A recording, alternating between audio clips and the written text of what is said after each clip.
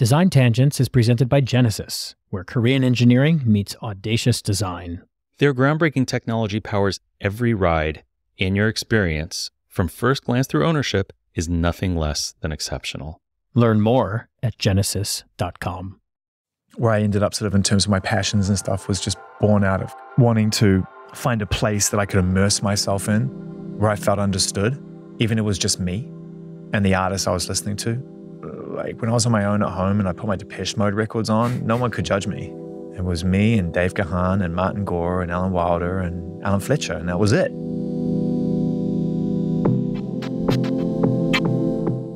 Welcome to Design Tangents, a podcast from Cool Hunting, exploring creative processes and inspirations that drive change makers. I'm Josh Rubin. And I'm Evan Ornston. Josh, I'm so excited that we're kicking off our second season. You know, one of the things we learned from our first season is the value of having just a little bit more structure to our interviews. You know, some of our conversations were really great as an interview, but they weren't necessarily great as a podcast. We, of course, want things to be fluid, and we want to live our name, which is tangents, right? Design tangents. We want to go off on those juicy tangents. But a little bit of structure, I think, helps give and guide the conversation a little bit more. It's funny to hear you talk about structure, Ev. You're not usually the structured one. You tend to be very true. The more fluid one. I tend to be the more structured one. Very true. Thinking about this season, though, and thinking about this first episode of Design Tangents Season 2, structure is a very relevant topic. We had the opportunity to sit down with Zane Lowe in his studio at Apple Music in LA. Not going to lie, Josh, I was really intimidated when we got the suggestion that Zane come on the podcast. He's the first person we didn't really know ahead of time and weren't friends with. And it was a little bit intimidating. For those of you that don't know Zane, he loves and lives music. It's his passion. He's a musician. He's a radio and podcast host. He's one of the people who created Apple's Beats One back in 2015. And now that's just called Apple Music One. You know, and he's still there after whatever that is, 8-9 years. And in addition to his many roles, he also heads up artist relations for all of Apple Music. He's a big deal. He is a big deal. And to me, I guess what I'm most inspired by with Zane is that he's an absolutely brilliant interviewer. The way he engages artists is so impressive. When we were interviewing him, we talked about many different things. And there's a through line about balance. And one balance point is between diligence and instinct. It's true. And Zane talked a lot about that balance point between diligence and instinct. And, you know, of course, in the context of how he prepares for an interview. It's really good to have that diligence. And I loved when he was talking about really walking in, having all the information, having the background, having done the research, having it all there with you, having a template, but having the structure. And having the structure. But then you walk in and you just feel the room. And that's when you decide whether or not you're going by the book, by what you have, or whether you're just kind of winging it based on the vibe of the room. And that was a really great thing to learn from him. I feel like we do that a bit. We definitely read the room. And I think that it was really valuable to hear Zane talk about how sometimes he's prepared, sometimes he has a structure, and sometimes he just walks in and is just open and ready to see where the conversation is go. Yeah, I mean, he talks so much about the feeling, having the feeling. And I think that's something that I really took away from our conversation with him. But he wasn't always that in touch. Getting there was a journey and sometimes a struggle, which he candidly shared with us. We also talked about pattern matching and pattern breaking, another topic near and dear to us and our work at Cool Hunting. We really covered a lot of ground, Josh, and I think we shouldn't summarize any more of it, and let's just jump right into it and talk to Zane. All right, with that, Season 2, Episode 1 of Design Tangents with Zane Lowe.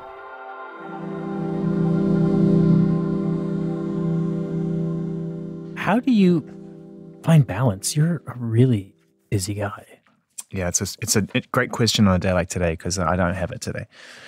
I got in LA. I'm dealing with 3 different things that are related but unrelated. They're related in the sense that they are connected to where I work, but they're unrelated to each other. And each of them are requiring quite a lot of attention and urgency and thought, and all good problems, but just they need solutions, and I got to figure them out. And then, it's a really intense time for our kids because one's in senior year trying to figure out his college move, and the other one's, there's always stuff going on in the family house, and so it's all good stuff. But I mean, the balance is pretty off today.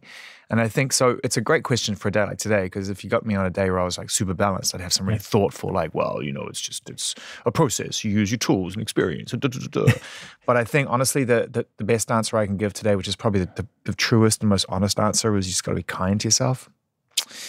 You just got to allow yourself the space to know that everything's not quite in order at the moment. It's not balanced, and don't try to force it into some shape that isn't ready to show itself.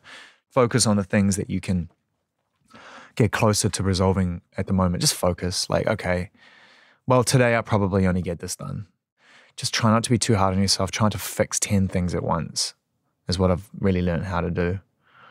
That was how I was. I would be like always trying to fix everything. And it's like, you know what? Sometimes things just play themselves out the way they should, and you'll have a better idea on how to deal with it then. So yeah, just try not to be hard on myself if it's not all going according to some perceived plan that doesn't actually exist.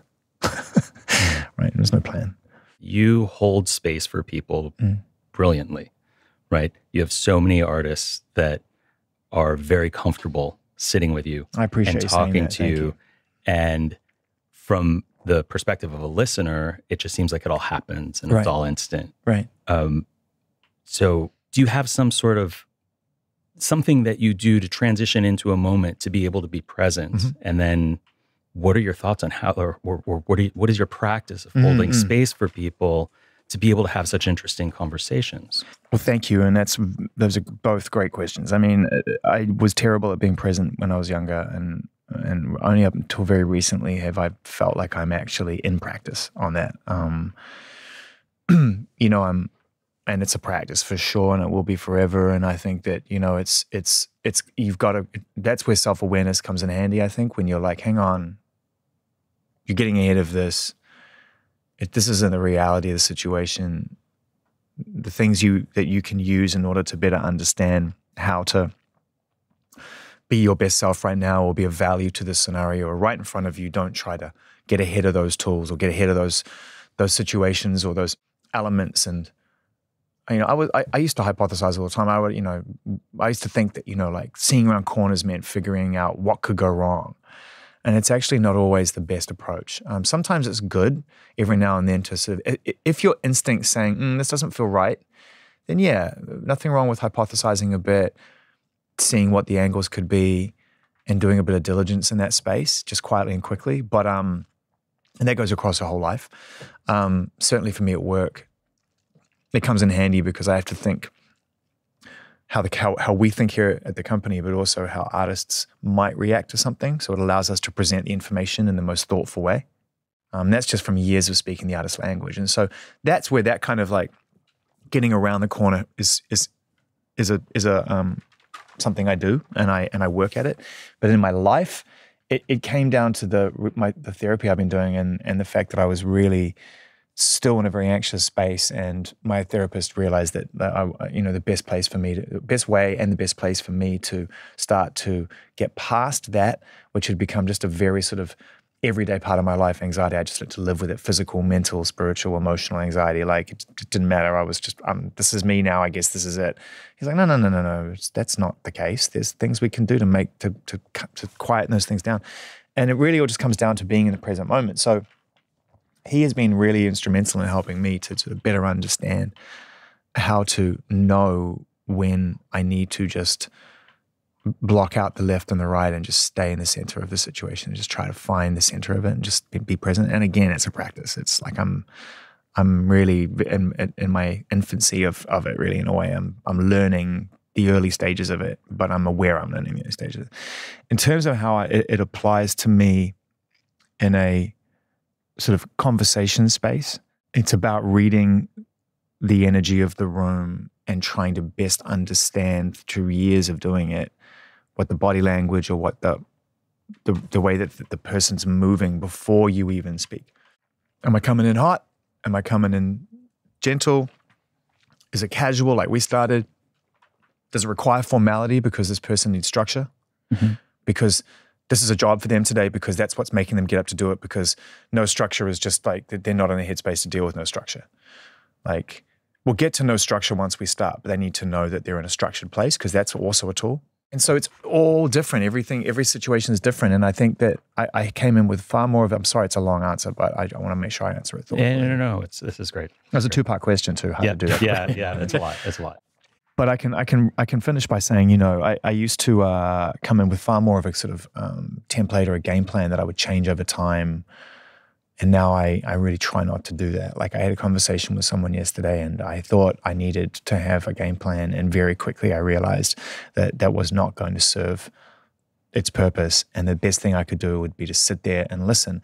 And the best compliment I got afterwards from somebody who'd been on set said, thank you for staying in the flow and keeping it authentic. And I thought, oh, well, that's the best compliment I could have got for what happened yesterday, because it was a flow. It was a flow state of conversation, and there was no traditional structure to it. And it was brilliant. I loved it. I don't know if I could have done that 5 years ago even. I think I would have just been like, just get back into my framework. Like, I've got this framework. Like, I know you're going elsewhere and you want to go talk about this, but I've sort of got to hit these beats.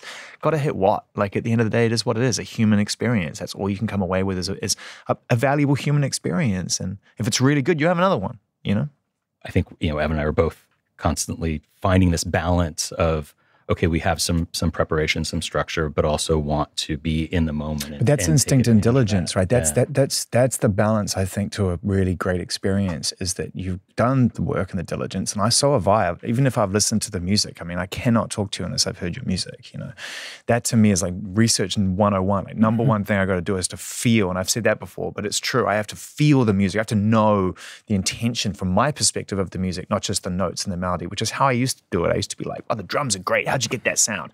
That's cool. And I still am interested in that, but I'm not going to learn much more about drum sounds. Like, and that's not to be disrespectful to the process of recording drum sounds. There are people who still need to master the mixing of that, but I'm not going to be able to absorb more information on that because I'm not a master mix engineer. So at some point it's going to be like, I go in the room, I put the mic in, I got the drum sound, it was cool. But there's a funny story how I got it, but I'm like, I kind of heard that story before. Someone said something to me very recently, which was amazing, which was, have to improvise my vocal performance to some degree because it's all feeling. And I said, how do you realize you got that feeling when you listen back to the mix? And she goes, because I'm searching for the feeling again, not the performance. And I thought that was so cool. Like, she doesn't listen back to it and go, oh, great notes, great pitch, excellent tone. She's like, is the feeling still there? The diligence is to understand the music and understand and try to get the feeling. And then the instinct is to do what we're doing now, which is to just, I don't know what's coming next to you. You know what I mean? Yeah. We've been doing haunting for 20 years, but it's pretty recent that we've kind of come to this. The way we say it is really we're pattern matching, right? We're looking for things typically that fall outside of the patterns, right? Yeah. So when we're scanning a different category, whether it's, hospitality or spirits or automobile design or whatever, we're like, what sticks out to us? Like, what is popping? And in some ways, I think music is, I'm guessing, at least the way you're looking at it, is what sticks out? Like, what's standing out to me right now? What's different about this artist? And are they connected to their work, or are they disassociated from their work? And they're just kind of like a machine. I love the way you put that. And it's funny because I think music often doesn't get put in the same descriptive category or as some of the other arts in that sense. It's been so successfully commodified and commercialized and distributed as a packaged product that people forget that it's actually not the intention most of the time. That's not to say that there aren't great successful business models that do templatize in a really unique way and And we, as human beings, we're drawn to those things because they make us feel like something. We want more of it, right? I haven't just eaten one French fry my whole life. I've tried them all. But I think that what I'm really dedicated to at this point in my life, having done the biggest radio show for new music on the planet, which is what the Radio 1 show is, hands down. I mean, there's no bigger show in that time slot, just by the very nature of it's Radio 1 on the BBC, covering the entire UK with that level of influence. And at that time, it was massive. I'm sure it still is, but I mean, for me, when I walked away, I was like, all right, I may not get bigger from a sort of singularity point of view than that. So what's a bigger thing for me? Like, where's the bigger curiosity for me? What am I going to get out of the next phase of my life? And I knew it would get bigger from working at Apple from a learning curve point of view, and in the areas I would never thought I would ever go into and understand hardware and tech and software and services and the beautiful, and that very true intersection between, technology and the liberal arts. It is 100% what this company is. No question about it. I can say from inside the whale now that is what it is about. From my perspective. So I've learned so much. It's way bigger than it was before, but in terms of the radio and the conversation space and everything else, I'm like, hang on, this is actually a much broader space for me to explore, because I'm not just driving the story of big new song out in 6 weeks, big new song out in 6 weeks. When you remove that, then you're like, what is all this about outside of that framework? And that's when it got really interesting. That's when the conversation space was like, what's driving the purpose here of making this? Not what's the purpose of listening to it or releasing it or marketing it, but why is it being made? Who are you? And then it was like, wait, pop stars feel that too. It doesn't just have to be Justin Vernon or PJ Harvey or anyone else I consider to be the highest of the high in terms of finding that, or SZA, finding that inner voice and going, blah. There are pop stars who strive for that all the time. And that's an even more interesting conversation, because they still have to figure out what it means to an existing infrastructure that is driving for success. So those are just two examples of like where I've ended up in conversations and so forth and where it goes. And there's so many more. And so it's been the best time for my life, to your point of being able to identify what is unique and authentic about everyone's story. Whereas when I was working back in other areas, I felt like I didn't have so much room to do that, because we got 2 minutes to make this song sound big. Really, we were all working for each other. I mean, the artists were working for the fans who needed to get the music. They got it from the labels who put it in the stores, and then to put them in the stores, they came listen to us, and we made them aware of it, and they went to the stores and bought the record, and the label did it, and the artist. It was all just big one swirl of industry, right? And that's all been dismantled now, and it's been carved up and distributed to people who still care or are just very successful at it.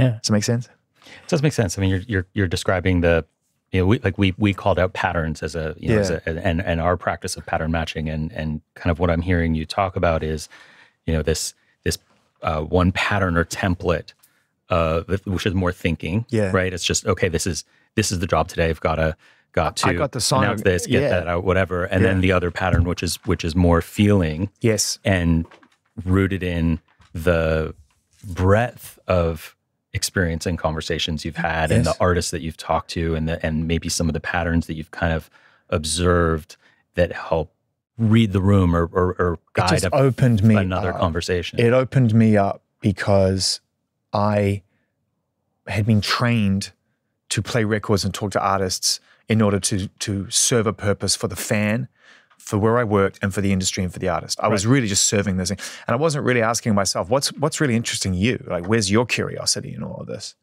Not as much as I am now. And that's why, and I've said this many times, but it's so important. I've got to shout out, but I'll do it quickly, which is why when I got told you don't listen, that was the big thing for me, because I'd been trained to not really worry about the answer. I was too busy focusing on just getting it finished, getting it out, and making the best possible opportunity for the song I could. Wait, when did that happen? When were you told you? I was about a year into building this with Ian and Julie and a few people, and Francis and a few people, building this radio model at Apple. And then when Ian, our mutual friend, departed, someone had to kind of be the person that would go and report the information to, right? And so that was me.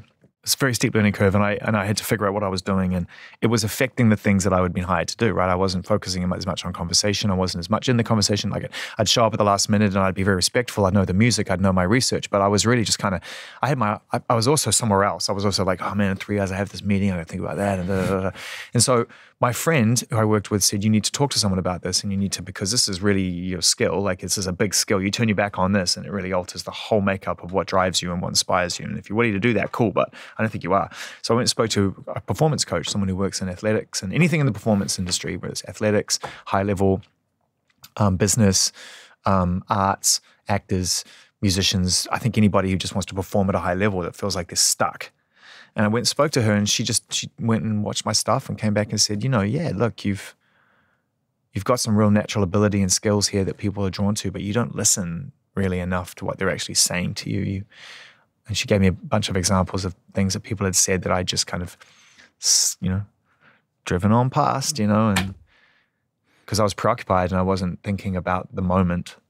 And she was like, you keep trying to protect your subject. I don't know why, but you just got to let them be and let them say what they want to say and trust that you're going to be able to navigate that and be okay. It'll be okay. It's just a human experience. You'll be all right. And so that was the big thing for me. And that's when I was like, well, there's so much more I can talk about now because I'm open. Mm-hmm. And I had just been so closed. I'd been really closed. And it amazes me that I'd gone as far as I'd gone, especially in conversations. If you look back at that Kanye interview, the first one I did, not the first one, it was actually the second or third one I did, but I did this one where it went very, very wide. It was probably my biggest hit at the time. It was a very big interview where he was talking directly to camera about fashion, about what his ambitions were and how he felt when he didn't feel respected and understood. And it went very far. It was very long, broken up into 4 pieces. That was the beginning of me just going, whoa, like, I don't know if I'm actually good enough to do this right now. And people talk about that interview all the time, but I was out of my depth in that space, no question. And those that know me know. And those that probably don't still know because I just watched it. But it's like, now I know that it's like, all right, like I can have a conversation with someone and we can really go there and have a great curious experience, you know what I mean? Was that a really pivotal moment for you when you realized, like, yes, you're good at the obvious, this album's coming out, we're going to talk to this artist, we're going to have a 2-minute segment, we're going to get the things we need and move on, to really being connected to the conversation, having that presence? There are times when people say things to me while they're searching for a purpose for that observation, because we've gone there, like we're just open now. We're not trying to protect, we're not trying to put guidelines around anything. It's like, hey, when I made this, I felt this way, and I'm willing to share that with you, that I feel compelled in that moment to share as well. Because I don't want it to feel like therapy. My therapist doesn't share his experience to me when I'm sharing something with him. He just gives me guidelines or lets me go. I want to be able to have a conversation with somebody about my experience, not to the detriment of the fan or what the subject is trying to say. I know my place in this, but because I want them to feel like, yeah, I get it. I get it. Like, I'm with you. We can have this conversation because I'm here with you. I'm not sitting here scratching my head going, I don't know how to deal with this. Every now and then I'll hit some beats, I'll put some things down on a text, put a little timeline of 1 or 2 words in a row down just so I know I got some beats. But that's because it's like something's crossed the line for me where I know that my lack of process might not keep me secure in that moment because I'm super psyched. Do you get starstruck? Yeah, all the time. Mm-hmm. All the time. If I'm hoping someone's going to be honest with me, I'm not expecting revealing. Like, I don't go into it and go, right, we need to get deep on this. Like, It could just be fun. Like, I have fun conversations with people all the time. It doesn't always have to feel deep. But honest is good. Honest is critical. How proactive are you? I mean, are there people that you've got your list of, like, I definitely want to talk to these people, and you're going to pursue them, versus just publicists and whatever hitting you up saying, hey, this artist has this new album dropping? It's both. So the good news about the whole sort of community that we exist in is that, I guess, if you do it long enough and hopefully people like what you do and they feel there's some value to it, they come to you and they say, hey, we'd be interested in you talking to this artist about this project. And then you get to be really thoughtful about how you approach it. Yes, no, never like, more like, is this the right time? Or would there be a better place for this conversation than with me? Or didn't we just have one? Or like, where's the intention of it, But most of the time, that when we get asked to do things, I guess I've just done it long enough now that most of the sort of suggestions are kind of very much in line with what we do. So that's great. I mean, that's beautiful. That's when you sort of get to 50 years old and you do this long enough and you're like, great, like I'm in a really great spot here. But to answer your question, I'm very grateful for that and love the teams that we work with both here and outside the company. It's beautiful. It's a beautiful process. But I am proactive. I don't wait. And I put in the groundwork and I do it in very subtle ways and I work hard at building trust even when I'm not in the room. If I'm a fan of you, if I listen to your music and it moves me, I'm so invested from the conversation side of my life that I feel drawn to wanting to know about what makes it work for you and who you are and what you're willing to share. Like it's a part of who I am. I've been doing it so long. I mean, I chased Post Malone down for 3 years in a lot of different ways. I mean, that's funny to say now because he does a lot of press, but back then he did nothing, you know? He'd had a rough intro and he was in the era of no conversation. How are you doing that? Like, technically, are you busting into someone's DMs? Are you, obviously you have access to agents and you can find out people's numbers and whatever. Yeah. Look, it's a combination again of instinct and diligence, knowing when it's time to light it up. But I'll give you an example, which some people may think is cool. Some people may think is trying too hard, whatever, but it's worked for me. I've done things on the air where I've spoken really passionately about an artist or a song and something's really landed in the moment, not prepared. I've just caught something that feels like I actually really feel what you're trying to do here. And then after we've come off, I'm like, just clip that up and just send that to the label and let them know how I feel. I could just let it be. I could hope someone was listening, or I could give them something to use. If they want this person to open up and they feel it would be a great way to communicate through fans and to better present the music, they've got one there in the canon that they can use or not. So it's just finding ways to let people know your intention is good and that you understand what they're trying to achieve and then giving them the space to come to their own conclusion. I don't chase people down. I don't, try to sort of rush the process, but I certainly don't sit on my hands and wait for it to come to me. I see where there's opportunities or shifts in the energy field and I'm like, all right, cool. What do I need to do here to get a little more information to make me better understand how to make this something that is approachable and even potentially enjoyable for this person?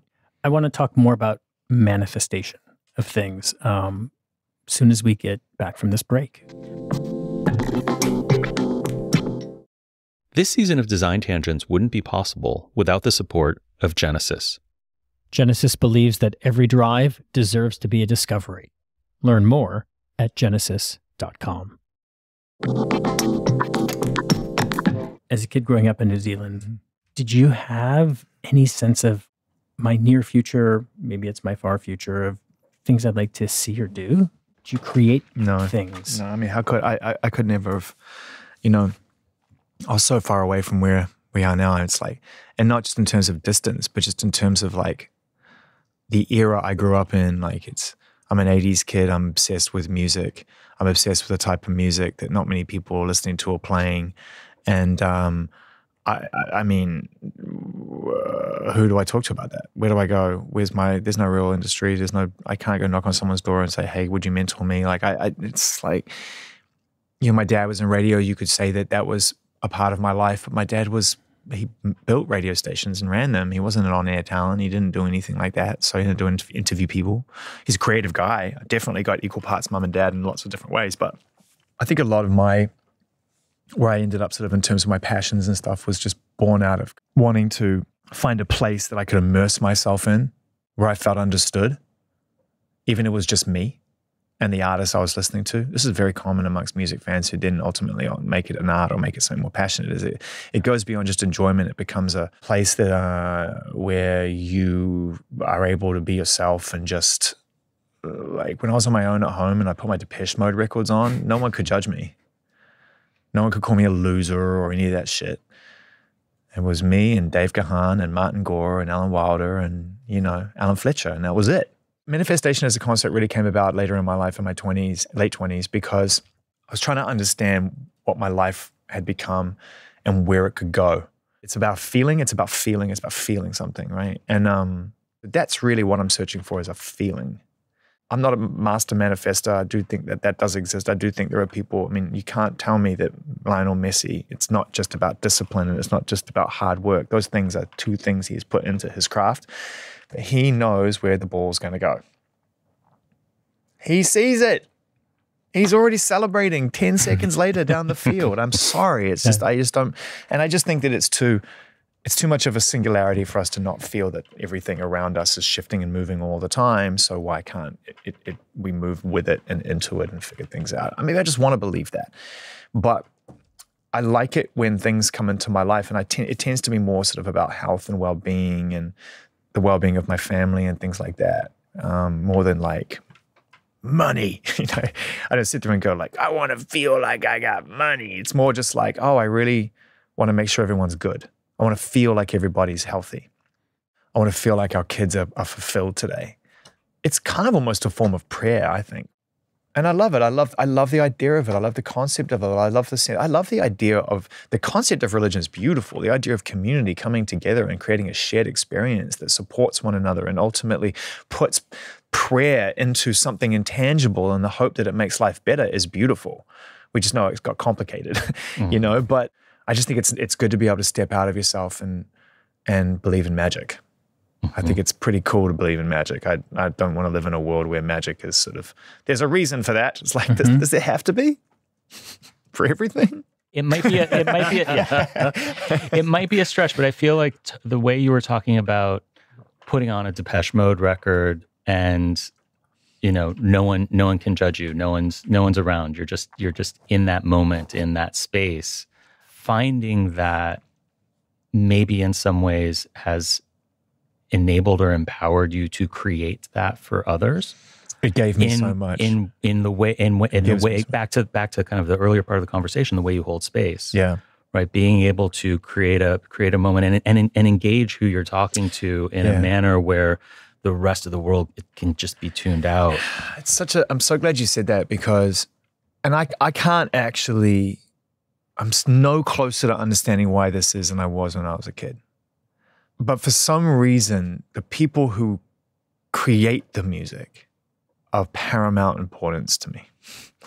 Outside of my family and my friends and people where the love is unconditional and real and the friendship is joyous, the artists that gave me the records when I needed them the most, something happened in that relationship when I was a kid where it became deep for me.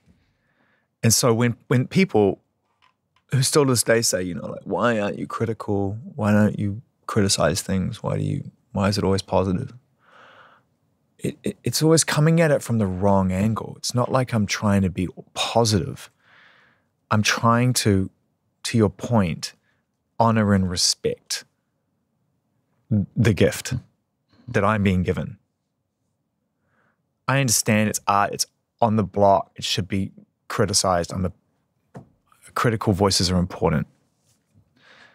It's just not how I'm built, because when I discovered music, I needed something in my life that was there for me, and it was music.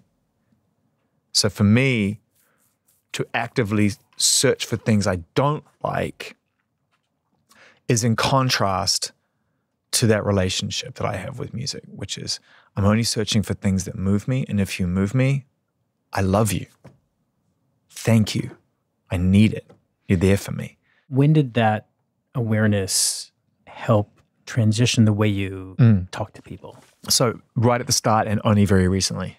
Like right at the start, I think, looking back on it now, I knew that that's what music was to me. It was this unconditional experience of like I can put as much of myself in this as I want, and it will give it back.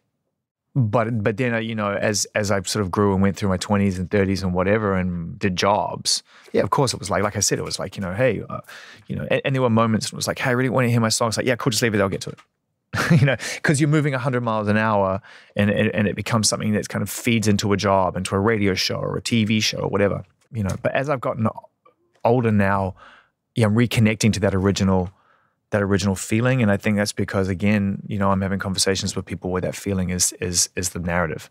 So I'm starting to remember what it felt like for me as a kid to discover music, and I'm trying to capture that from a mature point of view, and let artists explain that. So more people, it sounds really ridiculous, but I really want people to feel music. Mm-hmm. I really want people to feel it. And I'd never be so bold or arrogant as to like tell people, you've got to feel this. You do your life. It's you. I understand. Right. It's complicated. Like I don't feel music every day, but if an album moves me and I think you'll love it, or I really respect your opinion, you're gonna get it from me. You will get the text with the link, you know, and that's not on the air, and that's just me going, you got to hear this, man. You got to hear this, like, and like out of the blue, like DM artists I've never spoken to before. You got to hear this. Given what Evan and I do, we're looking at so many things across so many categories, and it's really easy for us. A lot of the times we're just going off of instinct. We're going off of feeling. We see something, it's like, wow, that's interesting. That's amazing. I'm curious about it. I want to know more. I'm going to dig in. And there are other things where at first glance, it's easy to just be like, nope, next, on to the next. And sometimes we come back around to something we might have passed over because we learn more of its story, or more importantly, the story of the designer who made it, the inventor who made it, the entrepreneur who conceived it. And it's called the Tom York effect. People have it with Radiohead records all the time. This is the question though: is has your feeling about a song or an album or an artist changed once you got to know the artist, once you had the contents, once you had the backstory? Yeah. Did that change? Like, has there been music that just didn't resonate for you? Yeah. And then later, it became incredibly relevant because you got to know the person who made it and understand where they were coming from. The best example of that was that in the early 90s, I was very kind of obsessed really only with hip hop, rap music, R&B, and house music. It was all electronic. And then I heard like the rest of the world, Smells Like Teen Spirit on a student radio station, and everything changed. It's like, well, that's not just notes. That's like a life-changing experience.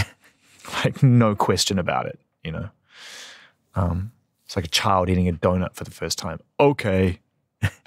Life just changed, right? But there really wasn't anything else to back it up because I wasn't deep in that scene, right?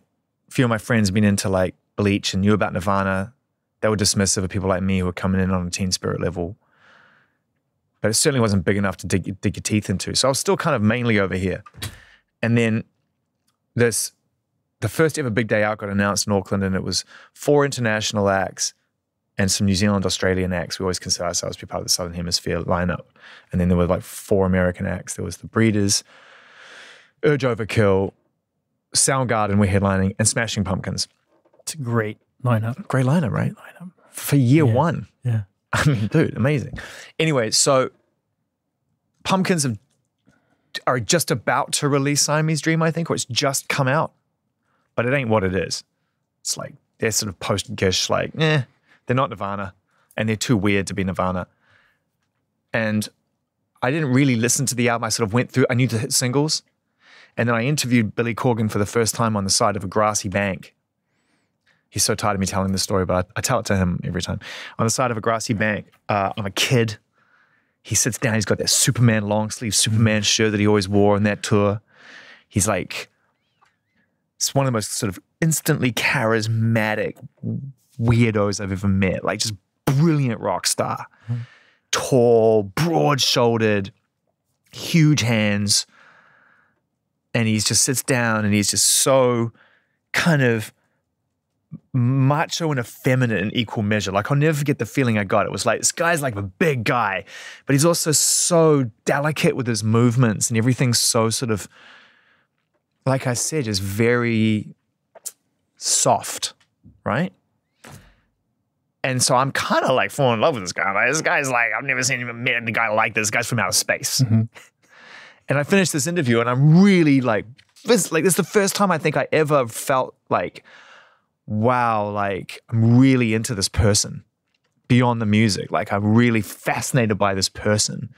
such interesting answers and such a weird way he carried himself, like with this confidence, but also this kind of bullied sort of sense of self-awareness. Like, it was just such a weird combination for me as a young person. I watched them that day, and it was just like changed my life.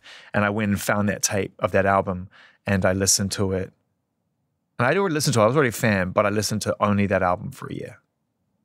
Really? Nothing else. Maybe a bit of Nirvana, but like, and a bit of hip hop, Tribe, and things obviously like that. But like on a rock level, nothing else came close.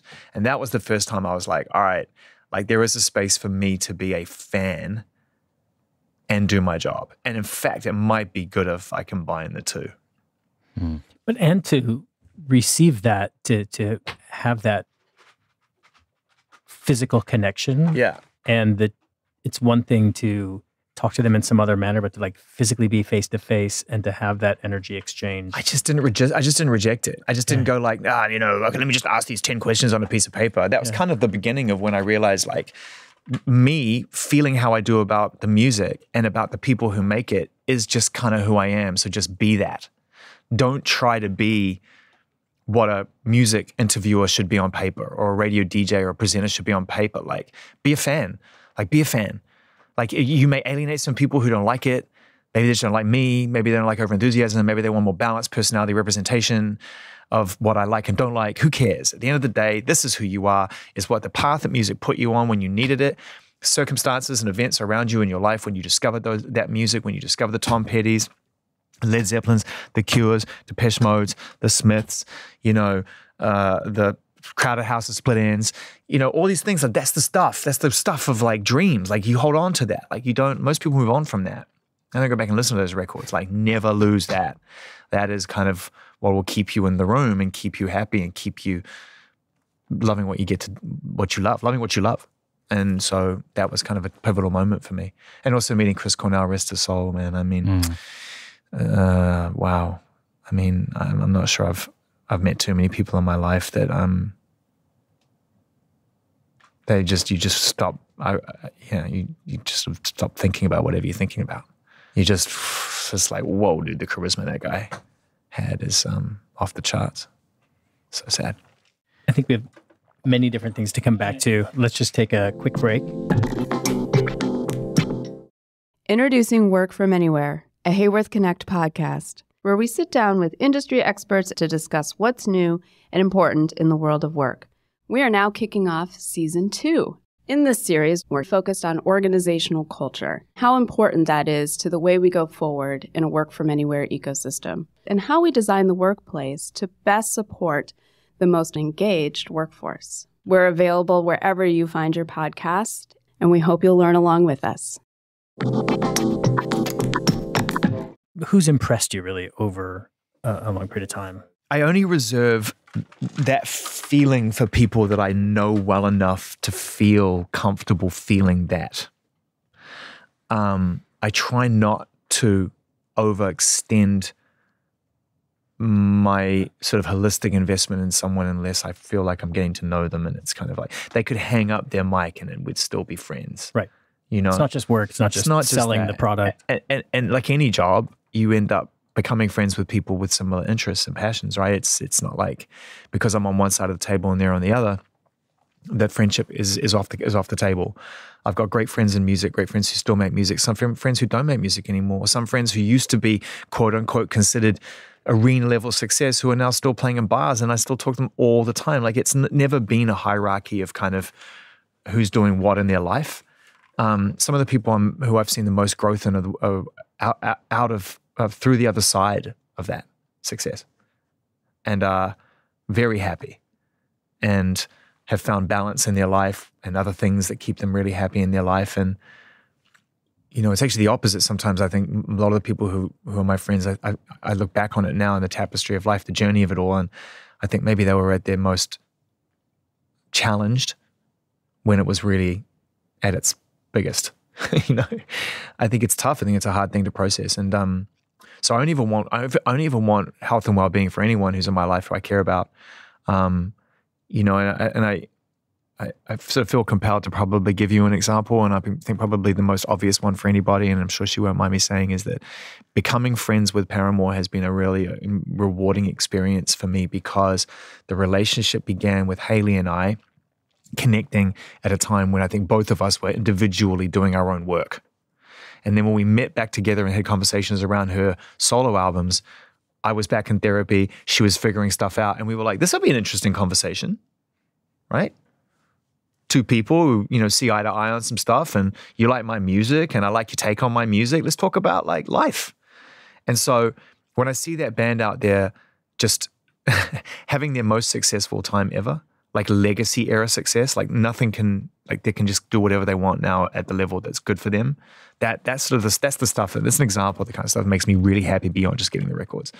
Like when I see them happy, I'm like, it's multi-layered, right? As a fan, I'm like, we're going to get another album. You know, hopefully we're going to get another album because he's really good and I want another album. That's the selfish part. And the selfless part is like, you won. You came out the other end of the typhoon, of the thrash, and you've got some balance over what you do. It's clear. You choose what to do, what not to do, how to approach it. And so that to me is like the ultimate sort of fan/personal win, is when I see somebody like just kind of have got it figured out. Because it's not designed to figure out. It's designed to be confused and upside down in, and like 50 arenas a night, people screaming at you, getting up early, traveling, I mean, it's the lifestyle alone, as much as people don't want to acknowledge it, because it's like, you wanted this, I get it. There are harder jobs. You know, I enjoyed washing dishes. I don't want to go and do it again. I actually enjoyed it at the time I did it, but I understand it's like you can't compare one or the other.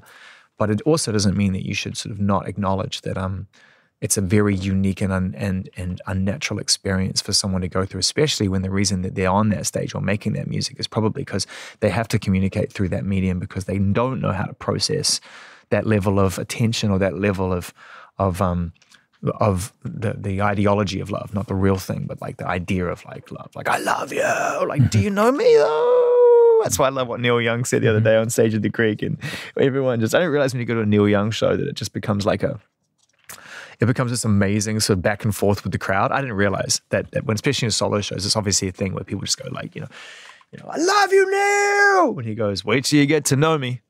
You know, he's just got comebacks for everything, you know what I mean? So like, come on, Neil, because he's taking time. Come on, Neil. Why? Where are we going? Like, he just got comebacks. It's like dad jokes for days. You know, it's not a normal thing.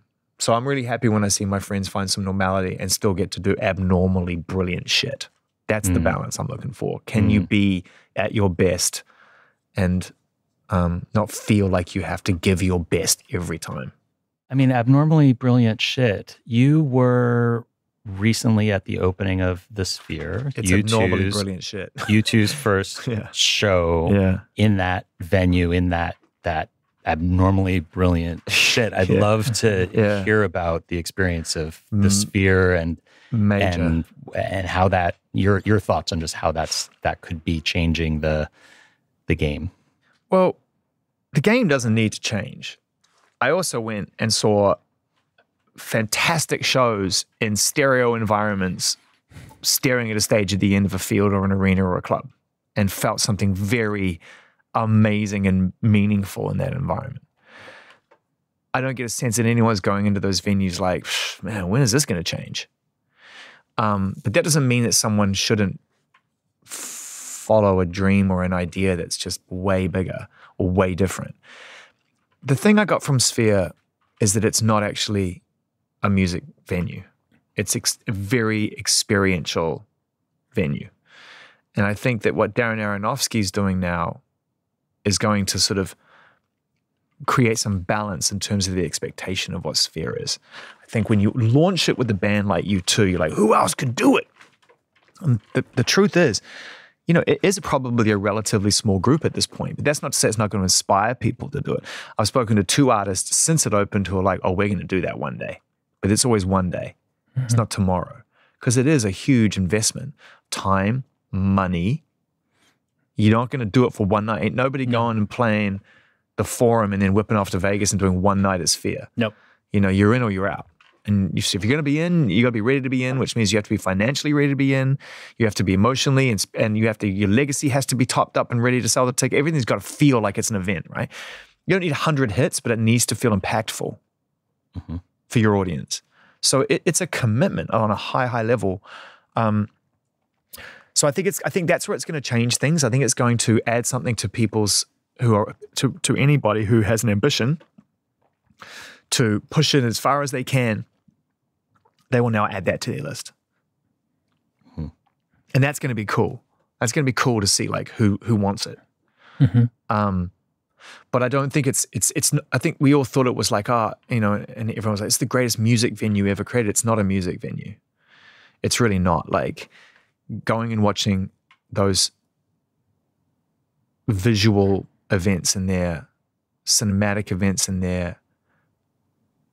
I've said this before, but in the 10 minutes that Paulie was DJing before U2, and he was going pretty deep, and they got the light just right. It became very sort of dusky, and everything felt really like timeless, like you wouldn't even know what time it was outside. And I thought, whoever gets the rave right in here is going to win. Like whoever turns this into a club and really goes for it, and I'm not just talking about, no disrespect, but I'm not talking about the big flashy bottle service shit. Like whoever creates a meaningful, tasteful clubbing experience in here, that will change things. So it will change like anything great in the hands of the people who use it.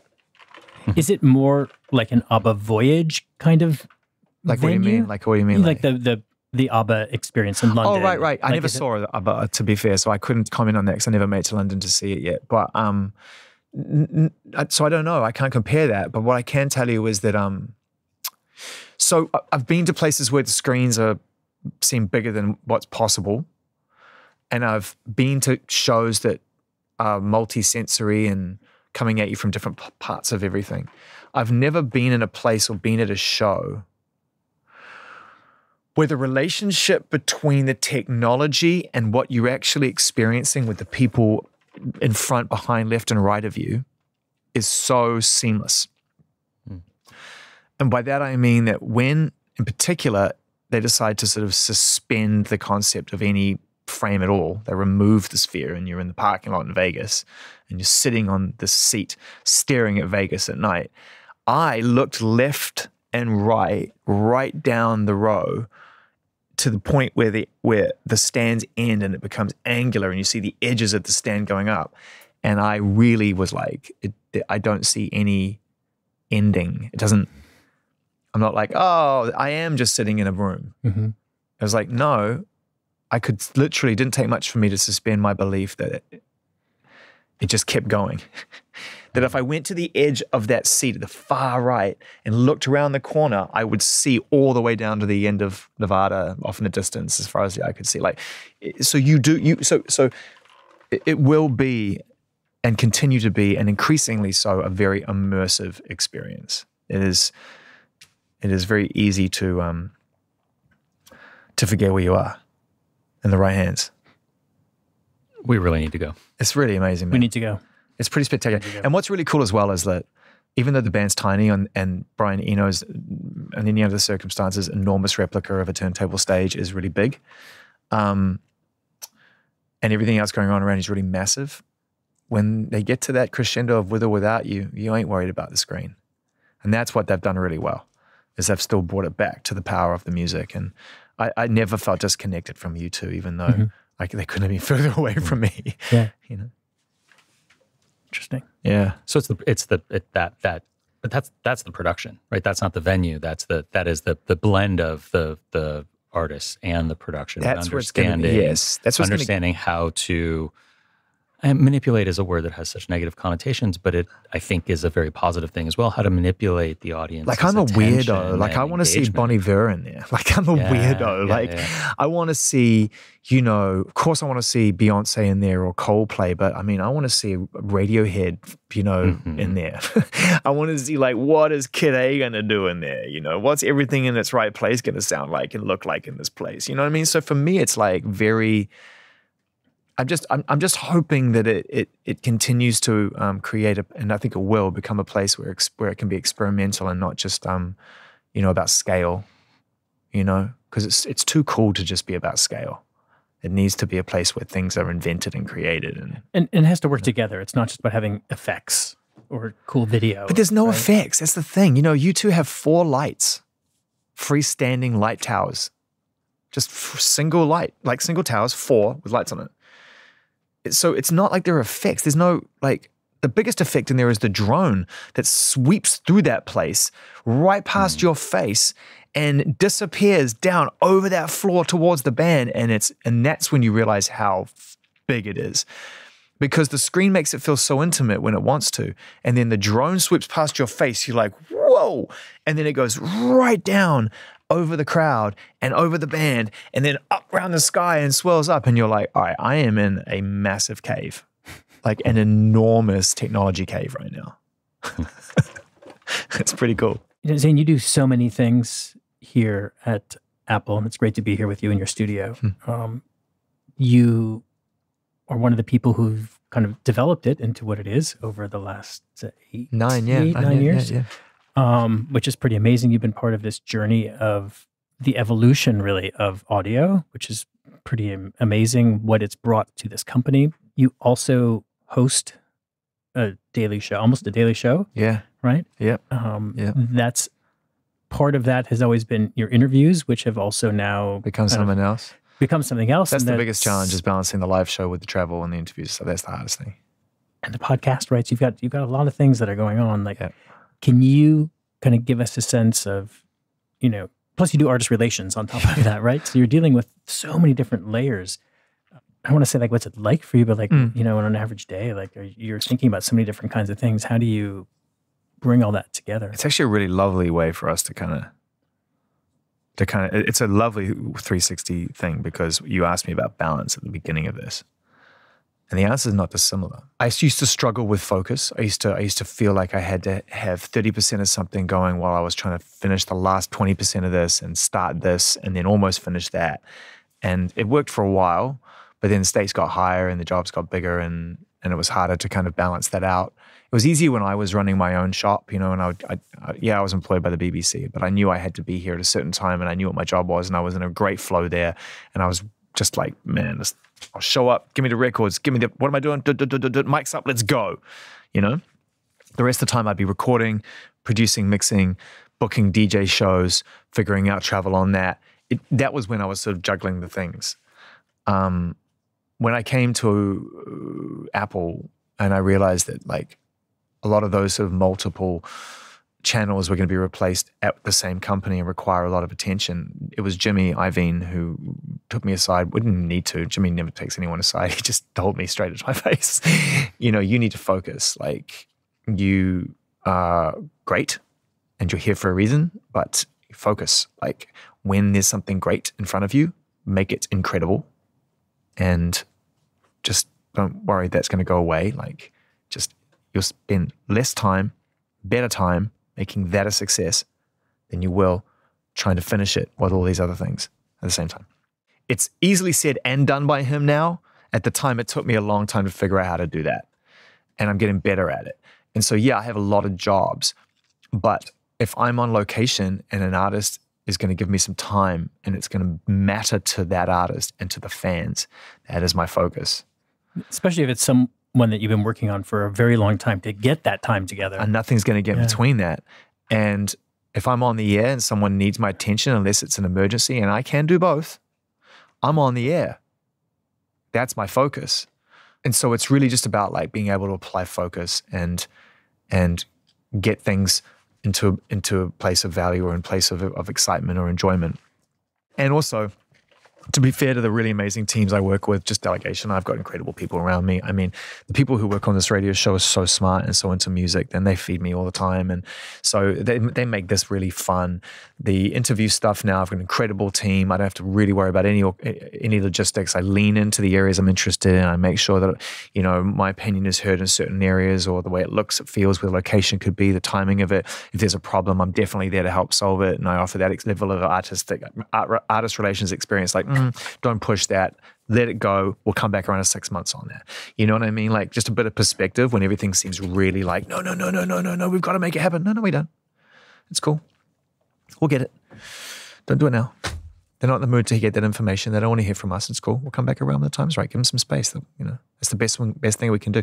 Things like that, like it's just allowing there to be a bit of, and also know when to go, no, we got to go for that. Like now's the time. Go for it. Right. Get it done. Come on. We're so close. We're so close. Yeah. So, I'm really fortunate at this point in my life that for whatever reasons, I'm able to lean in or lean out and know that things are still going to be okay.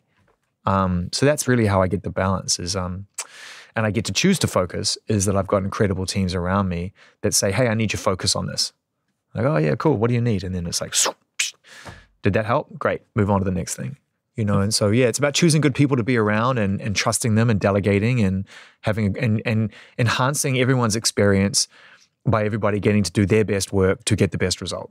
That's really what it comes down to, not trying to be all things to everyone and control everything. And I mean, I definitely used to do that. I'd be like, oh, no, don't send that email. I'm not on it. Like, why are you not on it? There's a reason you're not on it. You don't have to be on it. Chill out, mate. I really enjoyed that conversation. I hope that was good for you. It was nice. It was great. Zane, thank you so much for welcoming us into your Apple Music studio and for taking the time to speak with us. We're really, really humbled. Thank you to the team at Apple for making it happen.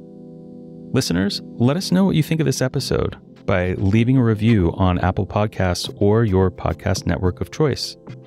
And thanks to Master and Dynamic, the official headphones of the Surround Network, and to our great behind-the-scenes team, including our producers, Rob Schulte and Rachel Senator at the Surround Podcast Network at Sandow Design Group. To hear more podcasts like Design Tangents, head to surroundpodcasts.com, where you can hear shows like Clever, hosted by Amy Devers, or Ideas of Order, the California Closets podcast.